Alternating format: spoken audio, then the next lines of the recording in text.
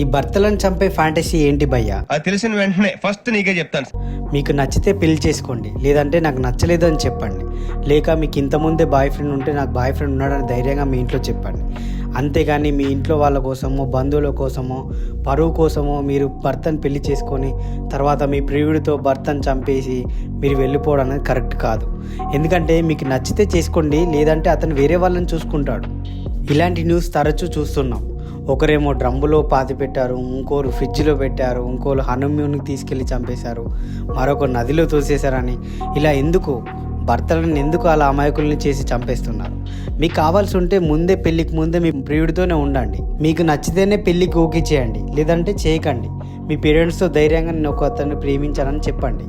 మీకు చెప్పే ధైర్యం లేనప్పుడు ప్రేమించే ధైర్యం కూడా ఉండొద్దు.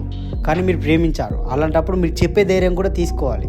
అలా కాదని చెప్పి బంధువుల కోసమో ఇంట్లో వాళ్ళ కోసమో మీరు మ్యారేజ్ ఓకే చేసి తర్వాత మీ ప్రియుడితో మాట్లాడుకుంటూ భర్తను చంపుదాం, ఇలాంటివన్నీ మానేయండి. మీకు అంతలా ఉండాలనిపిస్తే భర్తతోనే చెప్పండి, నేను మీతో ఇష్టపూర్వకంగా ఉండలేదు, బంధువులు మరియు మా తల్లిదండ్రుల బలవంతంతో ఉన్నాను, నన్ను క్షమించండి, నేను మా ప్రియుడితో ఉంటానంటే మీకు లా అండ్ ఆర్డర్ ప్రకారం విడాకులు తీసుకోవచ్చు. అదొక ఆప్షన్ ఉంది.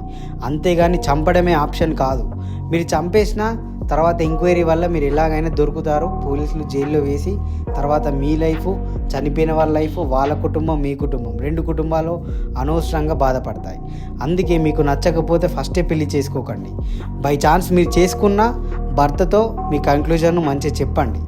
అది తప్పు, కానీ మీరు చంపే స్టెప్ తీసుకోకుండా మీరు చెప్పి విడిపోదాం మన ఆఫీషియల్గా అని చెప్పి ల్యాండ్ ఆర్డర్ ప్రకారం మీరు విడాకులు తీసుకుంటే మీరు భర్తకి సపరేట్గా ఉండి మీ బాయ్ ఫ్రెండ్తో కలిసి ఉండొచ్చు. మీకు నచ్చితేనే పెళ్లి చేసుకోండి, లేదంటే నాకు అబ్బాయి నచ్చలేదని నిర్భయంగా మీ ఇంట్లో చెప్పండి, లేదంటే నేను ఒకరిని ప్రేమించానని చెప్పండి. అంతేకాని ఇలా చేయడం మాత్రం అస్సలు కరెక్ట్ కాదు. మీ కుటుంబం మరియు అబ్బాయి వాళ్ళ తల్లిదండ్రులు కూడా చాలా బాధపడతారు. ఎందుకంటే కొడుకు అనేది చిన్న విషయం కాదు.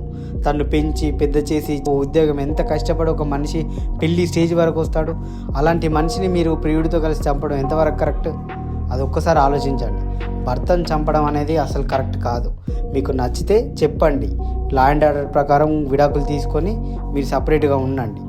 ఇంకా లేకపోతే మీకు ముందే ధైర్యం చేసి భర్తను పెళ్లి చేసుకోక ముందుకే నాకు ఆ అబ్బాయి నచ్చలేడు, నేను ఇంకొక అతనితో లవ్లో ఉన్నానని తల్లిదండ్రులకు చెప్పండి.